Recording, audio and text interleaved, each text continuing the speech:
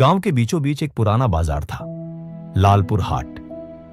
मिट्टी की गलियों में लोगों की चहल पहल, बैलों की गाड़ियों की चरमराहट और दुकानदारों की आवाजें हर सुबह इस बाजार को जीवंत बना देती थी। इसी बाजार में भोला राम की अनाज की छोटी सी दुकान थी। भोला राम एक साधारण किसान था जो मेहनत से अपना जीवन चलाता था। उसका चेहरा सदा विनम्रता और सरलता से भरा रहता था। वहीं दूसरी ओर उसी बाजार में लाला गिरधर लाल की दुकान थी, गांव के सबसे अमीर और प्रभावशाली व्यापारी। उसकी दुकान बड़ी थी, अनाज के बोरे दीवार तक रखे रहते और उसकी आवाज दूर तक गूंजती थी। लोग उससे डरते भी थे और सम्मान भी करते थे। एक दिन सुबह की बात है, भोला राम अपने खेत से ताजा गेहूं लेकर आया था। वह बोरे लेकर लाला गिरधर लाल की दुकान पर पहुंचा। लाला अनाज खरीदता था और फिर उसे शहर भेजता था। भोला राम ने विनम्रता से कहा, लाला जी, ये नया फसल का गेहूं है, आप देख लीजिए। लाला ने बोरे की ओर देखा और मुस्कुराया। अनाज तो ठीक लग रहा है, लेकिन भाव तो वही रहेगा जो कल था। शहर में रेट गिर गए हैं। भोला राम जानता था कि लाला झूठ बोल रहा है। दरअसल उस दिन शहर में अनाज का भाव बढ़ा था, फिर भी उसने झगड़ा नहीं किया। ठीक है लाला जी, जितना ठीक लगे तौल लीजिए। लाला ने तौलने के लिए अपनी बड़ी सी तराजू निकाली। एक ओर सोने का भार रखा, दूसरी ओर भोला राम का गेहूं डालना शुरू किया। लेकिन भोला राम ने देखा, लाला ने तौल की एक प्लेट में छिपे तरीके से नीचे एक छोटा पत्थर रख दिया था ताकि तौल भारी दिखे और किसान का अनाज कम पड़े। भोला राम के चेहरे पर दुख की लकीरें उभर आईं। लाला जी, ये क्या है? तौल में पत्थर क्यों रखा? लाला का चेहरा लाल हो गया। उसने ऊंची आवाज में कहा, ओए, तू मुझे सिखाएगा तौलना? जा जा अपने काम से। जब तेरे पास इतना ज्ञान है तो खुद का बाजार खोल ले। लोग इकट्ठे हो गए। भोला राम की आंखों में आंसू थे, लेकिन उसने कुछ नहीं कहा।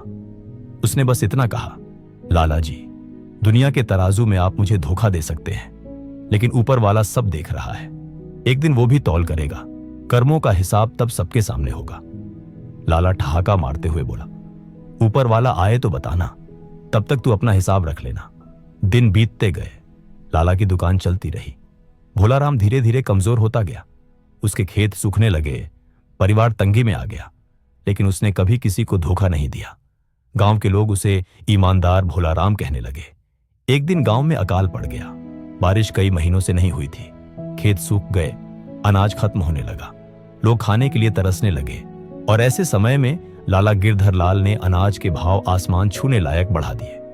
वह बोला, जिसे भूख लगी है उसे सोना चाहिए, दया नहीं। लोग मजबूर होकर अपने गहने, जमीनें, यहां तक कि घर बेचने लगे। लाला की दौलत बढ़ती गई, लेकिन भोला राम, उसने अपने घर का बचा हुआ गेहूं बांटना शुरू किया। उसने कहा, भूख में इंसान का धर्म मर जाता है। जो मेरे पास है वो सबका है।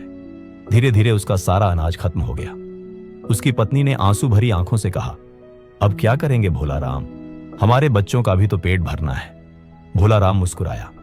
भगवान ने दिया था, लोगों में बांट दिया, अब वही संभालेगा। कुछ महीनों बाद गांव में महामारी फैल गई। जिन घरों में भोजन का संग्रह था, वहां बीमारी ज्यादा फैली, क्योंकि बासी अनाज और चूहे बीमारी का कारण बन रहे थे। लाला गिरधर लाल का पूरा गोदाम संक्रमित हो गया। वह खुद बीमार पड़ गया। उसकी दौलत, सोना, अनाज सब सड़ने लगा। किसी ने उसकी मदद नहीं की। लोग कहते, जिसने दूसरों को भूखा रखा उसका हाल यही होगा। उधर भोला राम का घर गरीब था, लेकिन सब सुरक्षित थे। उसकी सेवा भावना देखकर गांव के लोग उसकी इज्जत करने लगे। एक शाम जब सूरज ढल रहा था, भोला राम उसी हाट में खड़ा था जहां लाला ने उसे कभी अपमानित किया था। तभी किसी ने पीछे से कमजोर आवाज लगाई, भोला राम। वह मुड़ा। लाला गिरधर लाल खड़ा था, टूटी हुई हालत में, चेहरे पर पछतावे की झुर्रियां। भोला राम, मैंने तुझसे बहुत गलत किया, मुझे माफ कर दे। आज सब कुछ होते हुए भी मैं खाली हूं और तू कुछ ना होते हुए भी सुकून में है। भोला राम ने उसे सहारा दिया और कहा, लाला जी, मैंने आपको पहले ही कहा था, ऊपर वाला सबका हिसाब रखता है।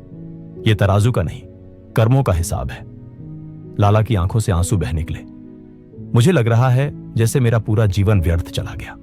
भोला राम ने मुस्कुराकर कहा, नहीं लाला जी, जब इंसान अपनी गलती स्वीकार कर लेता है तभी उसका नया जीवन शुरू होता है। भगवान से माफी मांगिए और लोगों की मदद कीजिए, शायद वो तराजू फिर से संतुलित हो जाए। उस दिन के बाद लाला गिरधरलाल का जीवन बदल गया। उसने अपनी संपत्ति का बड़ा हिस्सा गांव वालों की मदद के लिए दान किया। उसने गरीब किसानों को बिना ब्याज के बीज दिए, स्कूल के लिए जगह दी और सबसे बढ़कर अपने दुकान की तौल तराजू के ऊपर लिखा। अब यह तराजू नहीं, कर्मों का प्रतीक है। गांव के बच्चे जब वहां से गुजरते तो रुककर उस तराजू को देखते। एक ओर सोने का छोटा टुकड़ा रखा रहता और दूसरी ओर गेहूं का दाना, बिल्कुल बराबर। लोग कहते, देखो यही है असली संतुलन, जब धन और धर्म बराबर हो जाए। सालों बाद भोलाराम का बेटा मोहन बड़ा होकर उसी जगह पर दुकान चलाने लगा। उसकी दुकान के बाहर एक बोर्ड लगा था, कर्मों का हिसाब कभी गलत नहीं होता।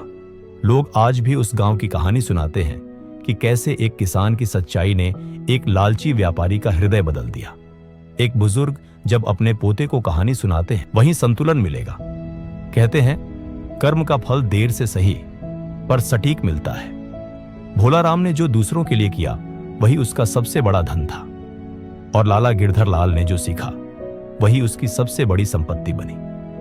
कर्मों का हिसाब कभी छूटता नहीं। तराजू ऊपर वाले के हाथ में है, वो हमेशा बराबर तोलता है।